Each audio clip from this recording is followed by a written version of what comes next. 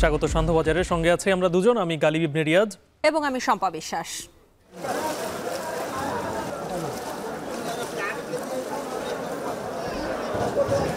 মুন্সিরহাট আমার মেয়ে এক তালায় ডুবে গেছে, ফ্যামিলির জন্য যাইতে হচ্ছে। মৃত্যু আছে না জীবিত আছে ওইটাই খবর পাইতেছি না।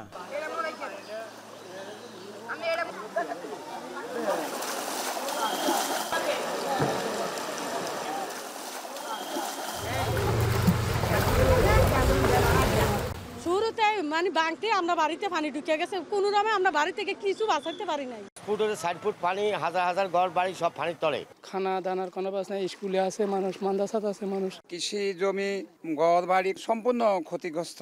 আজকে যদি এভাবে বৃষ্টি না হয় তাহলে ইনশাল্লাহ আজকে বিকেলের মধ্যে পানি কমে যাবে।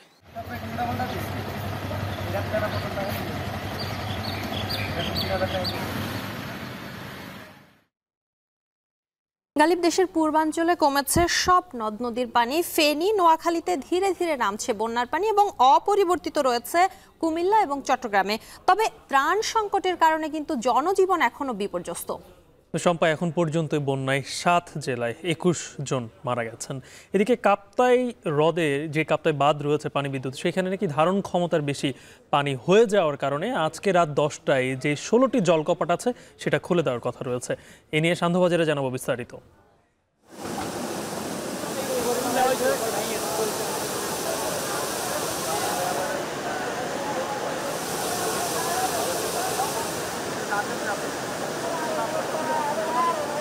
সবাই বাড়ি ঘর বাড়ি ফেলে দিয়ে আমরা সবাই চলে এসে এই বান ঠেকাচ্ছি। আমরা কাজ কাম করছি বাড়ি বাতের জন্য। দুর্যোগে ভাঙন ভেঙে যাওয়ার পরে আমরা খুব অসুবিধায় আছি। প্রতি বছর ভাঙন ভাঙতেছে আর প্রতি বছর আমরা খালি কর্মে ভিতরে এগোচ্ছি।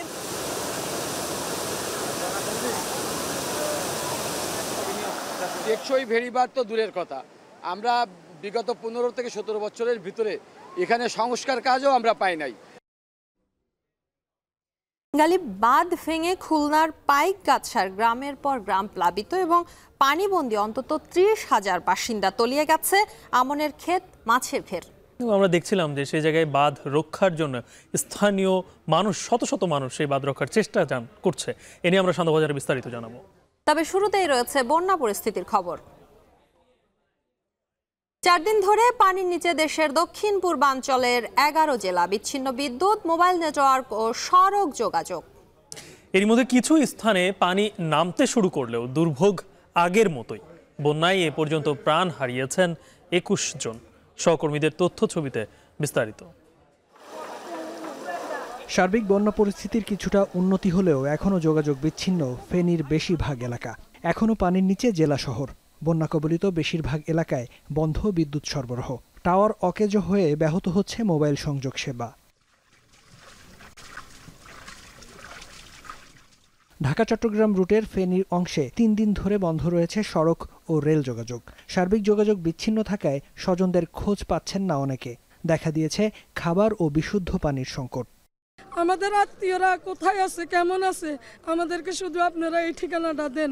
15 জনের জায়গায় 14 জনে হচ্ছে উদ্ধারকারী, তাহলে উদ্ধার করবে কাকে ওরা? মুহুরী নদীর পানি কমায় চট্টগ্রামেও নামতে শুরু করেছে বানের জল। এখনও পানিবন্দী ফেনীর সীমান্তবর্তী চট্টগ্রাম অংশের বিভিন্ন গ্রাম। এরই মধ্যে জেলায় প্রাণ গেছে 3 শিশুসহ অন্তত 5 জনের। সব মানুষ পানিতে বাসটি আছে, কোনো খানা দানার কোনো বাস নাই, স্কুলে আছে মানুষ, মাদ্রাসাতে আছে মানুষ। কৃষি জমি, ঘর বাড়ি সম্পূর্ণ ক্ষতিগ্রস্ত। আজকে যদি এভাবে বৃষ্টি না হয় তাহলে ইনশাল্লাহ আজকে বিকেলের মধ্যে পানি কমে যাবে। অন্যদিকে কুমিল্লায় এখনও বিপদসীমার উপর দিয়ে বইছে গোমতী নদীর পানি। প্লাবিত হচ্ছে নতুন নতুন এলাকা। বিভিন্ন এলাকায় সড়ক যোগাযোগের পাশাপাশি বন্ধ রয়েছে বিদ্যুৎ ও মোবাইল নেটওয়ার্ক। আশ্রয়কেন্দ্রগুলোতে নেই পর্যাপ্ত খাবার ও বিশুদ্ধ পানি। শুরুতে মানে বাংতে আমরা বাড়িতে পানি ঢুকে গেছে, কোনো রকমে আমরা বাড়ি থেকে কিছু বাঁচাতে পারি নাই। সাধারণ মানুষের পাশে দাঁড়ানোর জন্যই আমরা এখানে এসেছি। ওই অবস্থাতে তো বিদ্যুৎ চালু করা যাবে না, কারণ করলে তো মানুষ বিদ্যুৎ পৃষ্ঠ হয়ে মারা যাবে। তো সেইটা আমরা অলরেডি ব্যবস্থা নিচ্ছি। তারপরে যখন বন্যার পানি যখন নেমে যাবে, আমরা দ্রুততম সময়ে এই বিদ্যুৎ সংযোগগুলো পুনরায় করার চেষ্টা করব। বৃষ্টি কমে যাওয়ায় নোয়াখালীর বেশিরভাগ এলাকা থেকে পানি কমতে শুরু করে। তবে এখনও পানির নিচে জেলার বেশিরভাগ এলাকা। মানবেতর দিন কাটাচ্ছে জেলার অন্তত 20 লাখ মানুষ। কিছু কিছু মানুষ আপনার ইয়েতে উঠছে, আশ্রয় কেন্দ্র নিচে, স্কুল কলেজ মাদ্রাসায় ফুট হলে 60 ফুট পানি, হাজার হাজার ঘর বাড়ি সব পানির তলে। তো এই টিউবওয়েল কিন্তু যতক্ষণ পর্যন্ত শুদ্ধকরণ হবে এই পানি খাওয়া উচিত না, এবং ওয়াটার পিউরিফাইং ট্যাবলেট তাদের হাতে আসে নাই। আমি নিজেকে একটা রেসপন্সিবল মনে করছি যে আমি এখানে যেটা নিশ্চিত করার কথা ছিল সেটা আমার লোকজন সেভাবে নিশ্চিত করেনি।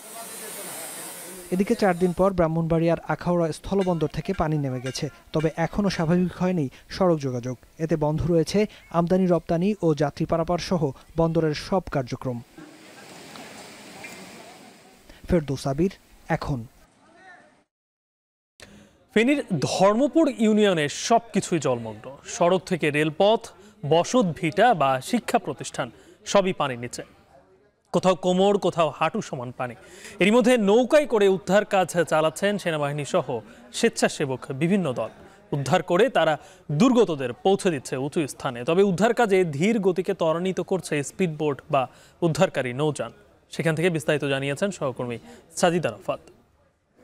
ফেনী সদর হাসপাতালের যে জায়গাটি, এই মুহূর্তে আমরা সেখানে দাঁড়িয়ে আছি। চারপাশেই পানি আর পানি। এই পথ ধরে অনেকেই ছাগলনাইয়া এবং পরশুরাম থেকে সকাল থেকেই হেঁটে হেঁটে আসছেন, কেউ কেউ নৌকায় আসছেন। এখানকার মানুষের যে বিপর্যস্ত অবস্থা সেটি আমরা একটু দেখাতে চাই। এখানে অসংখ্য মানুষ আসলে পানিতে ভাসছেন বলা চলে। এই পানি পেরিয়ে তারা অনেক দূর দূরান্ত থেকে শহরের দিকে আসছেন, অর্থাৎ ফেনী শহরের দিকে। এখানকার বাসাবাড়িতেও উপরে ছাদে বা 2 তলা 3 তলায় মানুষরা আটকা পড়ে আছেন, তারা কোনোভাবেই নিচে নামতে পারছেন না। এখানকার সব ব্যবসা প্রতিষ্ঠানও কিন্তু বন্ধ। মানুষ দূর দূরান্ত থেকে কিন্তু হেঁটে হেঁটে আসছেন। অনেকে বলছিলেন সকাল 7টা-8টায় রওনা দিয়ে দুপুর পেরিয়ে গেছে, তার এখন কিন্তু 5-6 ঘন্টা এই পানির মধ্য দিয়ে হাঁটতে হাঁটতে তারা এই যে ফেনীর যে মূল শহর সেই শহরে এসেছে। এবং এই শহরে এসেও আমরা দেখতে পাচ্ছি যে এখানেও কিন্তু প্রচুর পরিমাণে পানি। আমরা বিভিন্ন উদ্ধারকারী সংস্থা এখানে কাজ করছে, তারা এখানকার যে প্রত্যন্ত অঞ্চল সেই অঞ্চলগুলোতে যাওয়ার চেষ্টা করছেন। আমরা দেখতে পাচ্ছি তারা শুকনো খাবারগুলো রেডি করছেন। এবং এখানকার মানুষদের সাথে আমরা কথা বলেছি, তারা যেটি বলছেন যে এই যে দুর্যোগকালীন সময়ে তারা প্রচণ্ড খাদ্য কষ্টে আছেন, তারা যাতায়াত করতে পারছেন না, যোগাযোগ ব্যবস্থা পুরোপুরি ভেঙে পড়েছে। আপনারা হয়তো আমাদের ক্যামেরায় দেখতে পাচ্ছেন এখানে অনেক মানুষ আছেন যারা ঢাকা থেকে এসছেন, কিংবা যাদের এখানে স্থানীয় যারা ছাগলনাইয়া, পরশুরাম যাদের বাড়ি, যারা এই বাইরে থাকেন কর্মক্ষেত্রের কারণে, কাজের কারণে, তারা কিন্তু নিজের বাড়িতেও যেতে পারছেন না। ঢাকা থেকে অনেক যে স্বেচ্ছাসেবী সংগঠন এসেছেন, তারাও ছোট ছোট বোটে করে কিন্তু খাবার বিতরণ করতে নেমেছেন। তবে উদ্ধার কাজ যেটি, সেই উদ্ধার কাজে তারা কতটুকু সফলতা অর্জন করতে পারছেন সেটি নিয়েও কিন্তু দ্বিধাদ্বন্দ্বে আছেন এখানকার মানুষ। কারণ তারা বলছেন যে তারা যে পরিমাণ মানুষ এসেছেন একটি নৌকা বা ছোট বোটে তারা যাচ্ছেন, কিন্তু সেই পরিমাণ মানুষ তারা উদ্ধার করে নিয়ে আসতে কিন্তু অনেকটাই বিপাকে পড়ছেন। এই পথ ধরে কিন্তু ছাগলনাইয়া বর্ডার হাট, সেটি 17 কিলোমিটার দূরে অবস্থিত। বিলোনিয়া স্থলবন্দর সেটি 27 কিলোমিটার দূরে অবস্থিত।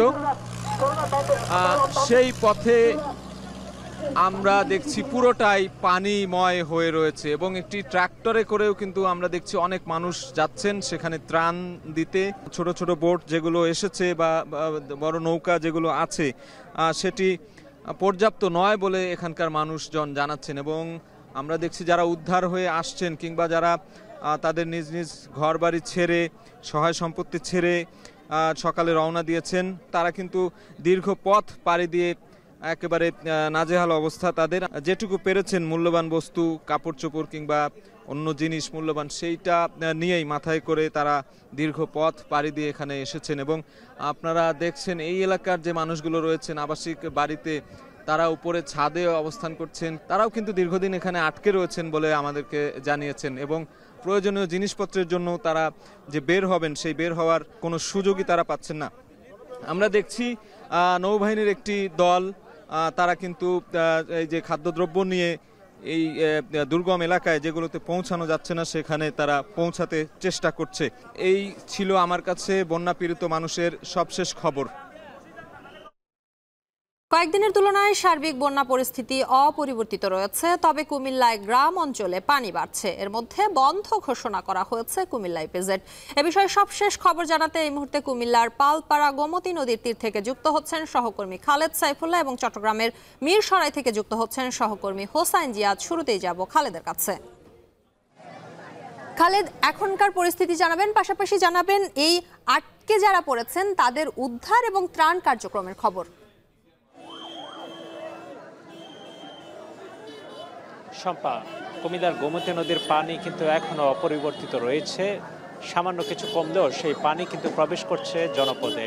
বুড়িচংয়ের বুরবুরিয়াতে যেখান দিয়ে ফাটল দেখা দিয়েছিল সেটি কিন্তু এখন অনেক বড় ভাঙনে তৈরি হয়েছে এবং সেই দিক দিয়ে কিন্তু পানি প্রবেশ করছে বুড়িচং এবং ব্রাহ্মণপাড়ার বেশ প্রত্যন্ত গ্রামগুলোতে কিন্তু সেই পানি ছড়িয়ে যাচ্ছে।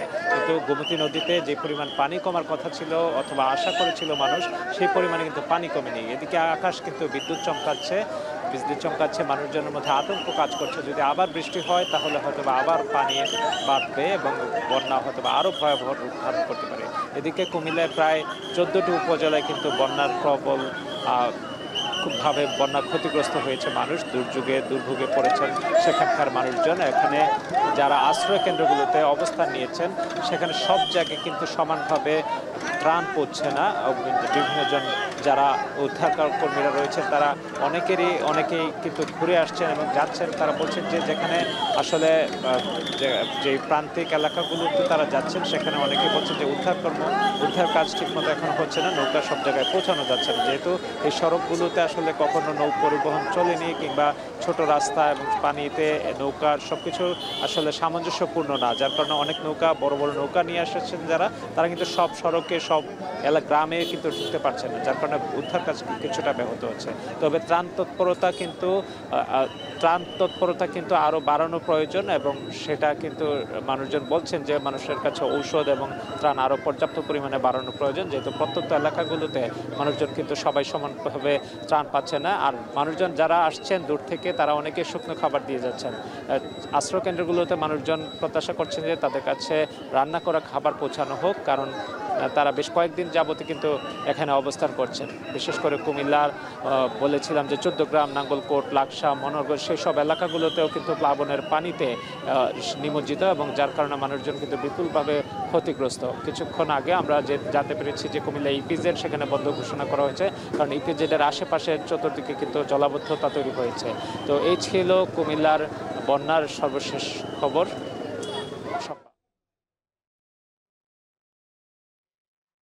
বন্যা পরিস্থিতির খবর জানাতে আমাদের সঙ্গে কুমিল্লা থেকে যুক্ত ছিলেন সহকর্মী খালেদ সাইফুল্লাহ। এবারে যেতে চাই চট্টগ্রামের সহকর্মী হোসাইন জিয়াদের কাছে। জিয়াদ, জানতে চাই কাপ্তাই বাঁধ খুলে দেওয়ার ব্যাপারে আপনার কাছে কি তথ্য রয়েছে?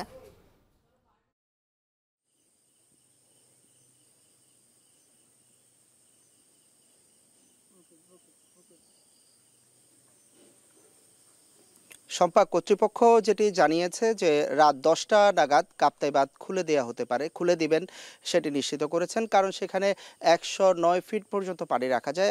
বর্তমানে পানির উচ্চতা 108 ফিট, সেই হিসাবে 16টি গেট 6 ইঞ্চি পরিমাণ তারা খুলে দিবেন বলছেন। সেই হিসাবে 9000 CFS পানি প্রবাহিত হবে। বর্তমানে তারা 5টি ইউনিট চালু রেখেছেন কাপ্তাই জলবিদ্যুৎ কেন্দ্রে, সেখানে 32,000 CFS পানি প্রবাহিত হচ্ছে, তার সাথে আরও 9,000 বেড়ে যাবে, যেটি খুব একটা আতঙ্কিত হওয়ার কিছু নেই। কর্তৃপক্ষ বলছে সেটি হলে শুধুমাত্র রাউজান রাঙ্গুনিয়া যে অংশটি রয়েছে সেই অংশে বা কাপ্তাই বাঁধের আশেপাশে যেই উপজেলাগুলো রয়েছে সেই উপজেলাগুলোতে আশেপাশের গ্রামগুলোতে হয়তো কিছুটা পানি ঢুকতে পারে। তবে তারা বলছে যে সেটি এই ধরনের পানি ছাড়ার ঘটনা এবারই নতুন নয়, খুব একটা অস্বাভাবিকও নয়। তারা বিভিন্ন সময় পানি যখন বাড়ে তারা পানি ছেড়ে দেন গেট খুলে। তবে এবার যেহেতু নদীতেই পানির পরিমাণ বেশি এবং বর্ষা উজান থেকে নেমে আসা যে ঢল সেটি আছে, ফলে পানির পরিমাণ খানিকটা বাড়বে। এর পাশাপাশি চট্টগ্রামে কিন্তু যে ফটিকছড়ি, রাউজান, রাঙ্গুনিয়া সেই জায়গাগুলো থেকে পানি নেমে গিয়েছে এবং আজকে পানির পরিমাণ অনেক কমে এসেছে।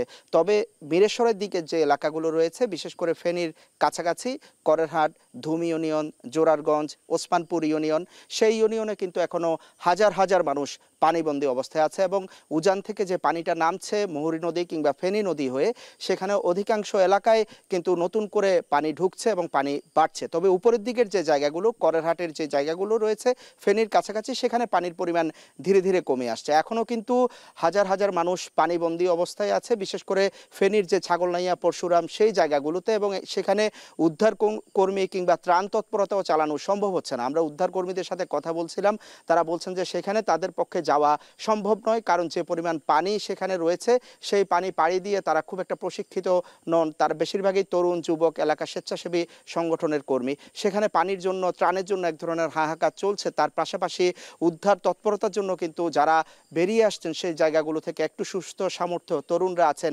মাইলের পর মাইল হেঁটে তারা আসলে চলে আসছেন আশ্রয়ের উদ্দেশ্যে, নিরাপদ আশ্রয়ের উদ্দেশ্যে। তাদের সাথে কথা হচ্ছিল, তারা আসলে সেখানকার বিভীষিকাময় পরিস্থিতির কথা বলছিলেন এবং বলছিলেন যে যত দ্রুত সম্ভব যে করে হোক তাদেরকে যদি কিছু ত্রাণ সহায়তা দেওয়া যায়, উদ্ধার করা যায়, ততটাই তারা চাচ্ছেন যে যত দ্রুত সম্ভব এখানে উদ্ধার করে নিয়ে আসার জন্য। জেলা প্রশাসন যে হিসাব দিচ্ছে চট্টগ্রামে, সেটি হচ্ছে প্রায় 20,000-এর মতো মানুষ আশ্রয় কেন্দ্রগুলোতে এই মুহূর্তে অবস্থান নিয়েছে, 119টি আশ্রয় কেন্দ্রে, এবং আজকে পর্যন্ত বন্যায় চট্টগ্রামে 5 জনের মৃত্যু হয়েছে। আর সম্পা রাত বাড়লেই কিন্তু আতঙ্ক বাড়ছে, ঘুটঘুটে অন্ধকার, একেবারে বিদ্যুৎহীন পুরো এলাকা।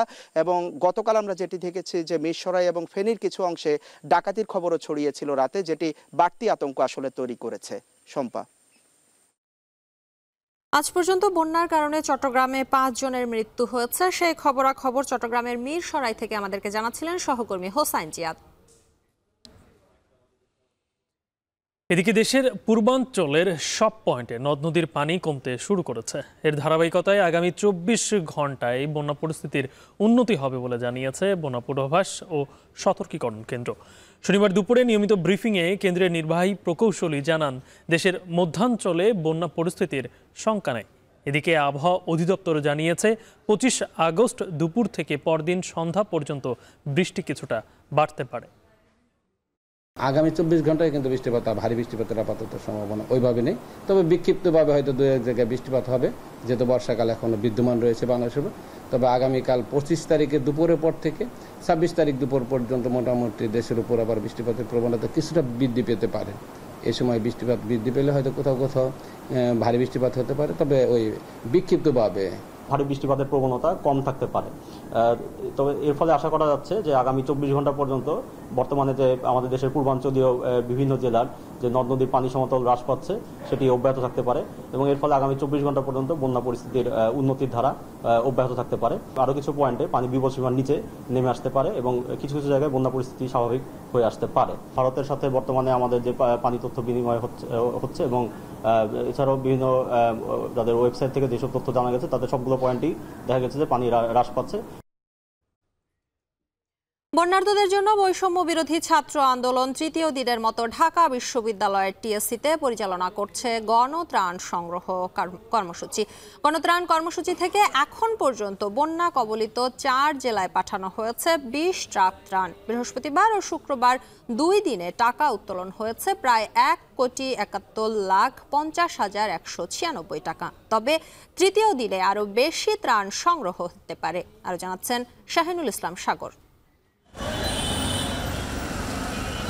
বেসরকারি চাকরিজীবী আমিনা আলপনা রাজধানীর বাড্ডা থেকে ব্যাগ নিয়ে অপেক্ষা করছেন ঢাকা বিশ্ববিদ্যালয়ের টিএসসির সামনে। তবে এই অপেক্ষা মানবিকতা সমৃদ্ধির। অবশেষে বন্ধু শাখিরুজ্জামান শাহিনকে সঙ্গে নিয়ে বন্যার্তদের সহযোগিতায় ব্যক্তি ও পারিবারিক উদ্যোগে জমা দিলেন মুড়ি, চিড়া, বিস্কুট, খাবার, স্যালাইন, পানি, ওষুধ, স্যানিটারি ন্যাপকিন ও শুকনো কাপড়।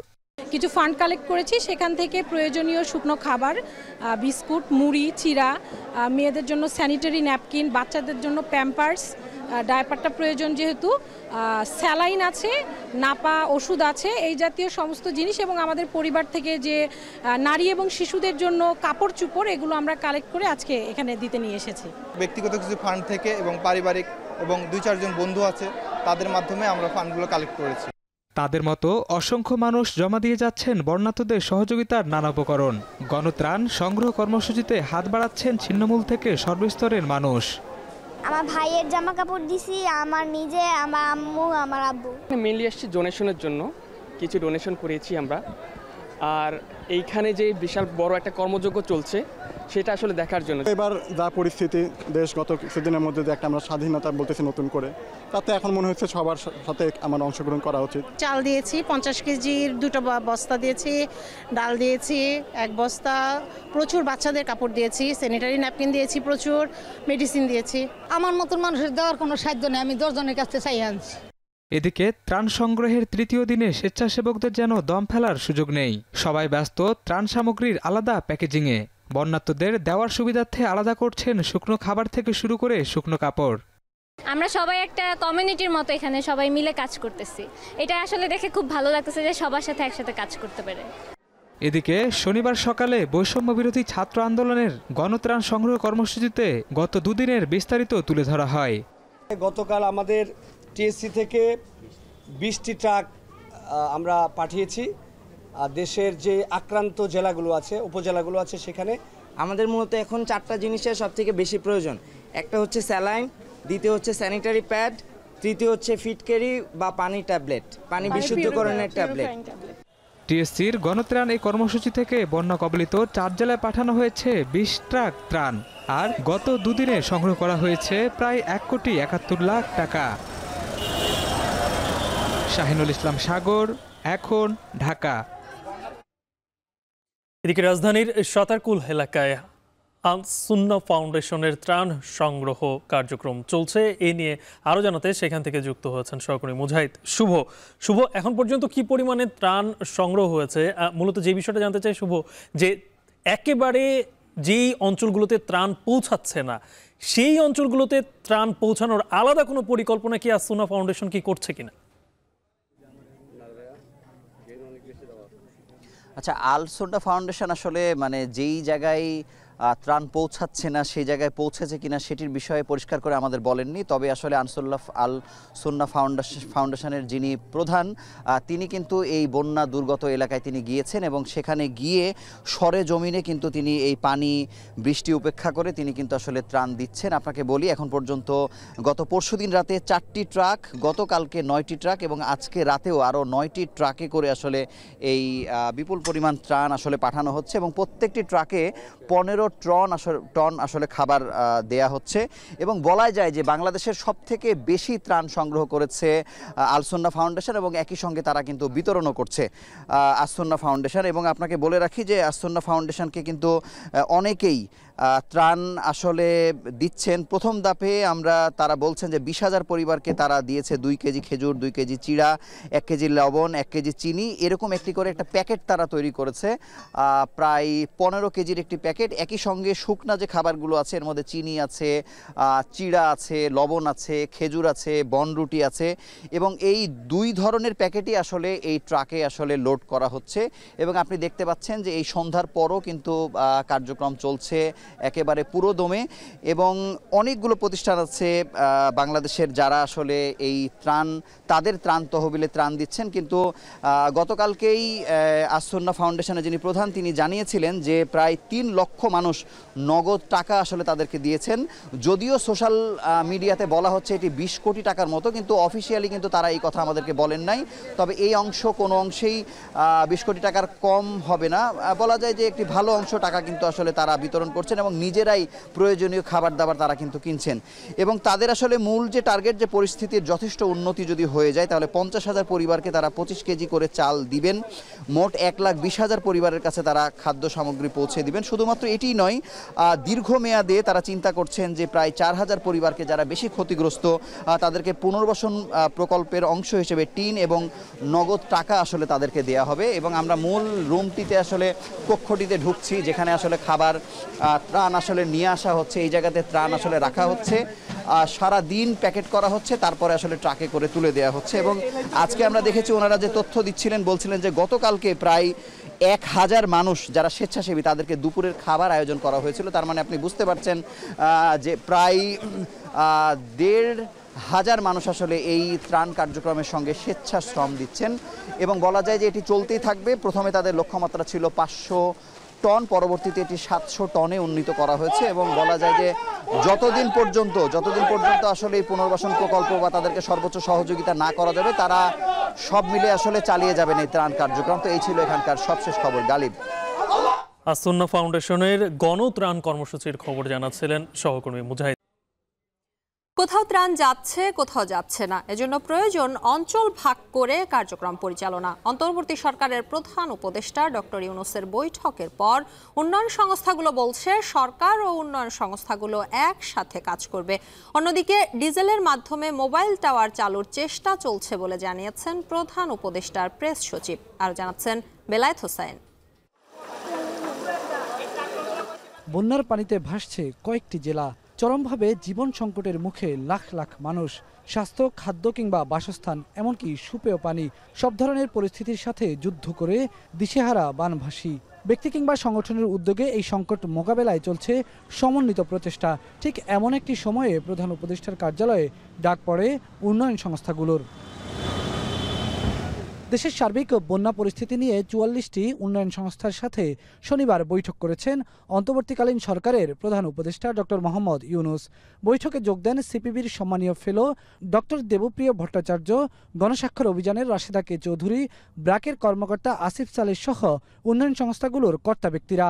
প্রায় ২.৫ ঘন্টার এই বৈঠক শেষে ব্র্যাক কর্মকর্তা আসিফ সালেহ বলেন, পানি নেমে যাওয়ার পর স্বাস্থ্য ও খাদ্য ঝুঁকি নিয়ে সব পক্ষ মিলে সমন্বিত কাজ করার রূপরেখা নিয়ে আলোচনা হয়েছে বৈঠকে।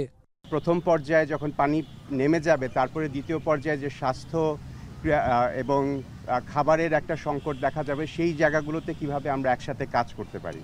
তো আমরা প্রথমত সরকার এবং বেসরকারি সেক্টর একসাথে কাজ করার যে উদ্যোগ, এটাতে আমরা খুবই স্বাগত জানাই। এবং আমার মনে হয় যে এই ধরনের দুর্যোগে আমরা যদি সবাই একসাথে ঝাঁপিয়ে পড়তে পারি এবং তার কিছু কর্মপন্থা আমরা আজকে আলাপ করলাম। তিনি বলেন, বন্যার ক্ষয়ক্ষতি মোকাবেলায় ১,০০০ কোটি টাকার প্রয়োজন হবে। দেশি বিদেশি উন্নয়ন সংস্থাগুলো মিলে এই তহবিল গঠন করা হবে। রিলিফ এবং রিহ্যাবিলিটেশনের জন্য একটা ব্যাপক অর্থায়নের প্রয়োজন হবে। ডোনারদের সাথেও যেটা একটা সমন্বয়ের সুযোগ আছে, সেটা যদি আমরা সমন্বিতভাবে এনজিও সেক্টর এবং এমএফআই সেক্টর এবং অলসো সরকারি সেক্টর একইভাবে যাই এবং সেই জায়গাতে একটা কাজের ক্ষেত্রে আমরা একটা জয়েন্ট রেসপন্স প্ল্যানের কথা বলছি, সেভাবে যদি আমরা আগাতে পারি তাহলে এই কাজগুলোতে সমন্বয় অনেক বেশি হবে বলে আমরা মনে করছি। এদিকে প্রধান উপদেষ্টার প্রেস সচিব জানান, ডিজেলের মাধ্যমে মোবাইল টাওয়ার চালুর কাজ চলছে।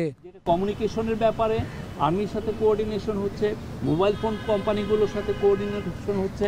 আমরা চেষ্টা করছি ডিজেল পাঠিয়ে ওইখানে যাতে টাওয়ারগুলোকে কোনোভাবে যেন চালু করা যায়, যতটা রিমোট এলাকায় যাওয়া যায় এবং যত দ্রুত বিদ্যুৎ সরবরাহটা চালু করা যায়। বিদ্যুৎ সরবরাহ চালু হলে নেটওয়ার্ক চালু হবে। তিনি বলেন, সমন্বিতভাবে বন্যা মোকাবেলায় কাজ করবে উন্নয়ন সংস্থাগুলো। কোথাও ত্রাণ যাচ্ছে, কোথাও যাচ্ছে না, এটাও সমন্বয় করা হবে। বাংলাদেশের সবাই যেন একত্রিত হয়ে এই বন্যাতে ঝাঁপিয়ে পড়ে। বেলায়েত হোসেন, এখন ঢাকা। সান্ধ্যবাজারের পর্যায়ে নিচ্ছি ছোট্ট একটি বিরতি। ফিরছি একটু পরে, সঙ্গে থাকুন।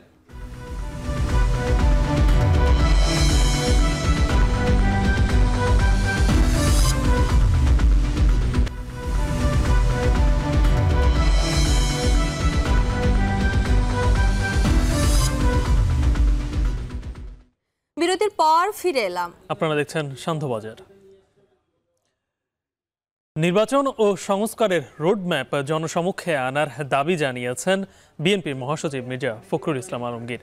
আরও বলেন, সব রাজনৈতিক দলের সাথে বসে জনগণের চাহিদা অনুযায়ী খুব তাড়াতাড়ি নির্বাচনের ব্যবস্থা করতে হবে, তা না হলে আন্দোলনের উদ্দেশ্য ব্যাহত হবে।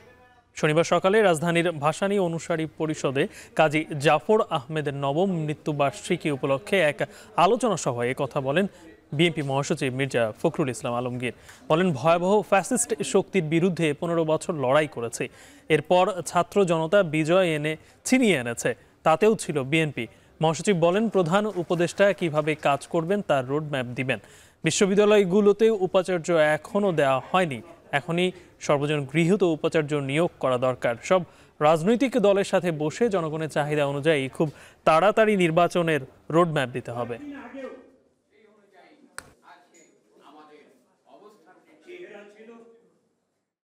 আজকে আমাদের সামনে একটা সম্পূর্ণ নতুন একটা ভবিষ্যৎ এসছে, একটা সময় এসেছে।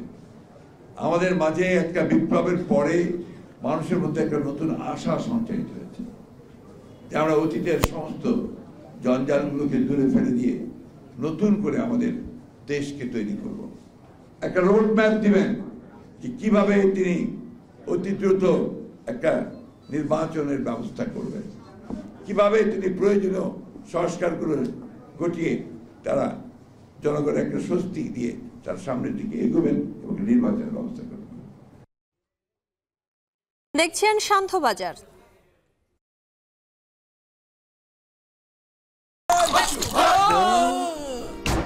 আমি এই চেয়ারে বসবো না। বাচ্চু ভাই, এই চেয়ারকে ভয় পেও না। ডেন্টিস্টের পরামর্শ নাও নতুন কোলগেট অ্যাক্টিভ সোল, যা দাঁতের সমস্যা শুরু হওয়া মাত্রই থামিয়ে দেয়। না থাকবে ব্যথা, না থাকবে ভয়। সুপ্রিম কোর্টের আপিল বিভাগের সাবেক বিচারপতি AHM শামসুদ্দিন চৌধুরী মানিককে কারাগারে পাঠানো হয়েছে। শনিবার বিকেলে সিলেটের জুডিশিয়াল ম্যাজিস্ট্রেট এক আলমগীর হোসেনের আদালতে তোলার পর এ আদেশ দেন বিচারক। আদালতের কার্যক্রম শেষে পুলিশের পক্ষ থেকে জানানো হয়, সাবেক বিচারপতি মানিককে 54 ধারায় গ্রেপ্তার দেখানো হয়েছে। দেশের বিভিন্ন স্থানে তার বিরুদ্ধে হত্যা মামলা সহ কয়েকটি মামলা থাকায় আদালত তাকে কারাগারে পাঠানোর নির্দেশ দেন। আলোচিত সমালোচিত সাবেক এই বিচারপতিকে আদালতে নেয়ার সময় তার উপর হামলার চেষ্টা হয়। পরে পুলিশ ও সেনাবাহিনীর চেষ্টায় কঠোর নিরাপত্তায় তাকে আদালতে নেওয়া হয়। এর আগে শুক্রবার রাতে অবৈধভাবে সিলেটের সীমান্ত দিয়ে ভারতে পালিয়ে যাওয়ার সময় স্থানীয়দের সহায়তায় বিজিবি আটক করে তাকে। পরে রাতেই তাকে কানাইঘাট পুলিশের কাছে হস্তান্তর করা হয়।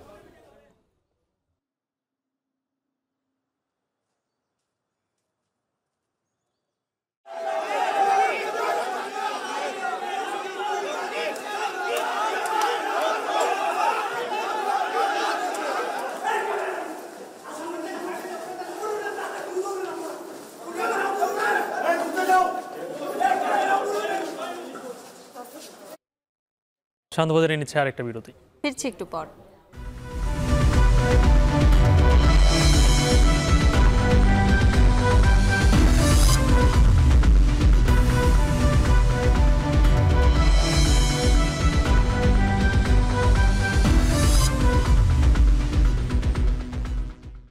বিরতির পর ফিরে এলাম। আপনারা দেখছেন শান্তবাজার।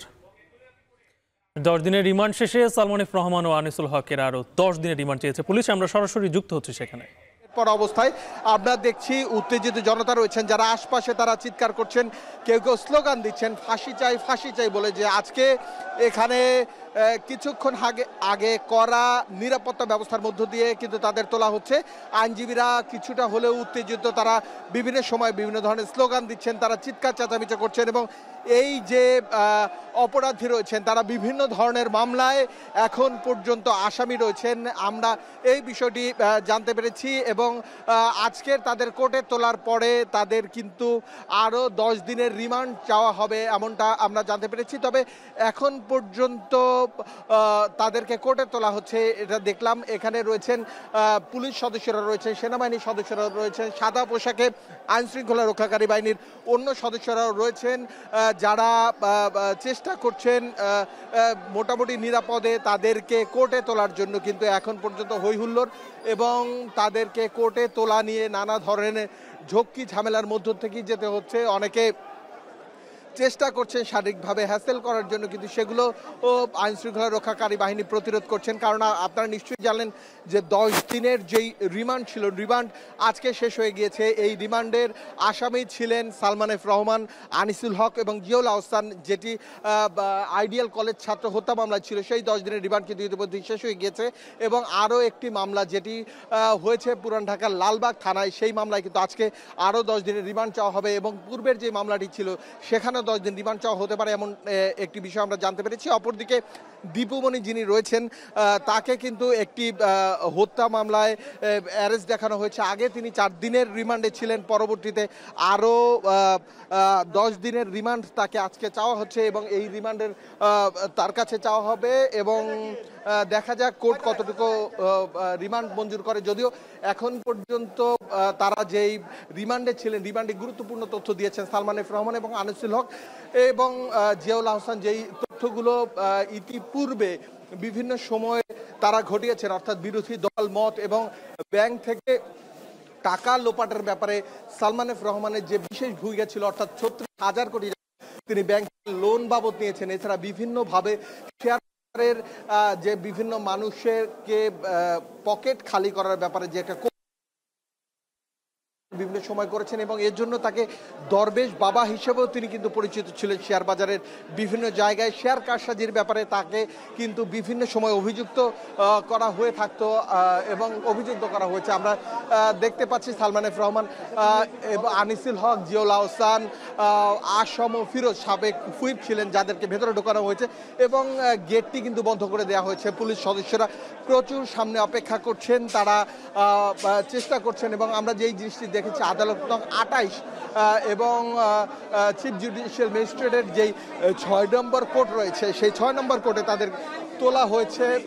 দ্রুত বিচার আদালত নং 6 এই 6 নম্বর কোর্টে তাকে তোলা হয়েছে। তিনি ভেতরে রয়েছেন, আইনজীবী ছাড়া ভেতরে কিন্তু কাউকে ঢুকতে দিচ্ছেন না পুলিশ সদস্যরা। তারা কড়া নিরাপত্তা ব্যবস্থার মধ্য দিয়ে রেখেছেন যাতে কোনো ধরনের হয়রানির শিকার না হয় এবং এই কোর্টে বিচারক হিসেবে রয়েছেন মোহাম্মদ জসিম, যিনি চিফ জুডিশিয়াল ম্যাজিস্ট্রেট হিসেবে দায়িত্ব পালন করবেন এবং তার কোর্টেই তাকে তোলা হয়েছে এবং 10 দিনের যে বিচার 10 দিনের তাকে যে রিমান্ড চাওয়া হয়েছে সেই রিমান্ড কতটুকু মঞ্জুর করবে সেই বিষয়টি কিন্তু এখন পর্যন্ত দেখার বিষয়। তবে আমরা যেই বিষয়টি এখন পর্যন্ত দেখেছি তাদের কড়া নিরাপত্তার মধ্য দিয়ে তাদেরকে নেওয়া হয়েছে। তাদের মাথায় হেলমেট ছিল এবং সবাইকেই তোলা হয়েছে এই কোর্টে বিভিন্ন মামলায়। যদিও এখন পর্যন্ত আমরা যে বিষয়টি ধারণা করছি এবং দেখছি যে তারা যেই রিমান্ডে ছিলেন, রিমান্ডে গুরুত্বপূর্ণ তথ্য দিয়েছেন বিরোধী মত দমনের জন্য যে জিয়াউল আহসান ডিজিএফআই এর এছাড়া আয়না ঘরের তিনি প্রবক্তা হিসেবে তাকে ধরা হয়। বিভিন্ন সময় গুম খুমের সাথে তিনি জড়িত রয়েছেন এমন কিছু অভিযোগ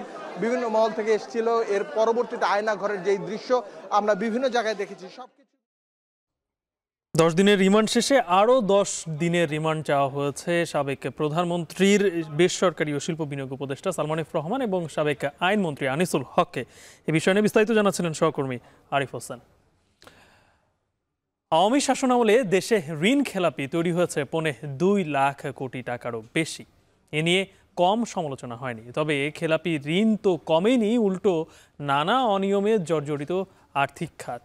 তাই সেই সরকারের পতনের পর জড়িত প্রতিষ্ঠানের বিরুদ্ধে পদক্ষেপ নিয়ে খেলাপি কমানোর জোর দাবি উঠেছে। ব্যবসায়ীরা বলছেন গ্রাহকদের অনিশ্চয়তা কাটাতে দায়িত্ব নিতে হবে বাংলাদেশ ব্যাংকেই। শরিয়া ভিত্তিক ব্যাংকগুলোকে একই নীতিতে চলার পরামর্শ তাদের। মাঝার মাহবুবের প্রতিবেদন। ক্ষমতাচ্যুত আওয়ামী শাসনামলে দখলদারিত্বের কবলে পড়ে দেশের ব্যাংক খাত, যার পরিণতি খেলাপি ঋণ ছাড়িয়েছে 2.25 লাখ কোটি টাকা। ব্যাংক খাতে দুর্নীতি আর অনিয়মের বড় উদাহরণ 2016 সালে ইসলামী ব্যাংকে এস আলম গ্রুপের কবজায় নেয়া। 2015 সাল পর্যন্ত ব্যাংকটিতে এস আলমের কোনো শেয়ার না থাকলেও বর্তমানে গ্রুপটির দখলে 82% শেয়ার, যার ঋণ খেলাপি দাঁড়িয়েছে 80,000 কোটি টাকা। আওয়ামী লীগ সরকারের পতনের পর পরিবর্তন এসেছে ব্যাংকটির পরিচালনা পর্ষদে। তাই নতুন দায়িত্বশীলদের কাছে সুষ্ঠু ব্যবস্থাপনা চান ব্যাংক কর্মকর্তা ও বড় অঙ্কের গ্রাহকরা। শনিবার মতিঝিলে এক আলোচনা সভায় ব্যবসায়ী ও গ্রাহকরা বলেন, এস আলমের একচ্ছত্র ঋণ গ্রহণে ক্ষতিগ্রস্ত হয়েছেন অনেক ব্যবসায়ীরা। যারা এই দুর্নীতি এবং এস আলমের সহযোগী কাজ করেছে তাদেরকে চিহ্নিত করা হোক এবং তাদেরকে আইনের সমর্থন করা হোক। আমাদের যে লস আজকে হয়েছে, যে টাকাগুলো আমাদের নিয়ে গেছেন, আমাদেরকে যাতে ব্যবসায়িক করার জন্য আবার সুন্দরভাবে আমাদেরকে ব্যবস্থা করে দেন। পুনর্গঠনের মাধ্যমে 2016 সালের আগের প্রশাসনকে পদায়নের মাধ্যমে ব্যাংকের অর্থনীতি পুনরুদ্ধার সম্ভব বলে মত ব্যবসায়ীদের। আমি আসলে পুরনো সেই শক্তিটাকে ফেরত চাচ্ছি, যারা নাকি একটি ছোট্ট ব্যাংক থেকে এই এশিয়ার সর্বশ্রেষ্ঠ উন্নত ব্যাংকে পরিণত করেছিল। ম্যানেজমেন্টটা চেঞ্জ হয়েছে, পর্ষদ চেঞ্জ হয়েছে। আমি মনে করি আগের যে ম্যানেজমেন্ট ছিল তাদেরকে নিয়ে আসা যায় কিনা। অর্থনীতি বিশ্লেষকরা বলেন, পরিস্থিতি সামাল দিতে টাকা ছাপিয়ে বাজারে ছাড়লেও পাচার হওয়া টাকা ফেরত আনতে পারেনি বাংলাদেশ ব্যাংক। দেশের ব্যাংক খাতকে পুনরুদ্ধারের পাশাপাশি ইসলামী শরিয়াহ ভিত্তিক ব্যাংকগুলোকে একই নীতিতে চলার পরামর্শ তাদের। আপনাদের প্রতি আস্থা হয়েই কিন্তু আমাদের এখানে শরিয়া ভিত্তিক ব্যাংকিং ব্যবস্থাটা গড়ে উঠেছে এবং আমাদের অর্থনীতি কিন্তু এত বড় একটা উন্নততর পর্যায়ে গিয়েছে। সেখান থেকে আপনারা কেন চুপি আপনারা মুসলিম উম্মার মধ্যে, আমাদের উন্নয়নের মধ্যে এরকম ধরনের একটা বৈষম্য বা পরিস্থিতির সৃষ্টি করলেন? বাংলাদেশ ব্যাংক কিছুদিন টাকা ফুটা ছাপিয়ে দিয়েছে, ঠিক আছে, চেষ্টা করেছে, কিন্তু that is not the solution. সলিউশনটা হচ্ছে ইসলামী ব্যাংক যারা দখল করেছে, জবরদখল করেছে, তাদের থেকে নিয়ে নেওয়া উচিত ছিল অনেক আগে। পাচার হওয়া অর্থ দেশে ফেরানো সহ খেলাপি ঋণের সমাধানের উদ্যোগ না নিলে বড় ক্ষতির মুখে পড়বে সাধারণ গ্রাহকরা। তাই ব্যাংক ব্যবস্থাকে পুনরুদ্ধারে এখনই যথাযথ পদক্ষেপ নিতে বাংলাদেশ ব্যাংকের প্রতি আহ্বান অর্থনীতিবিদদের। ব্যাংকের টাকা যারা লুট করেছে। মাজহার মাহবুব, এখন, ঢাকা। এর সাথে শেষ করছি সান্ধ্যবাজার। এখন টেলিভিশন ওয়েবসাইটে দেখতে ভিজিট করুন www.ekhon.tv। ফেসবুকে চোখ রাখুন facebook.com/tv.ekhon আর ইউটিউবে লাইভ দেখতে ভিজিট করুন youtube.com/c/ekhon tv।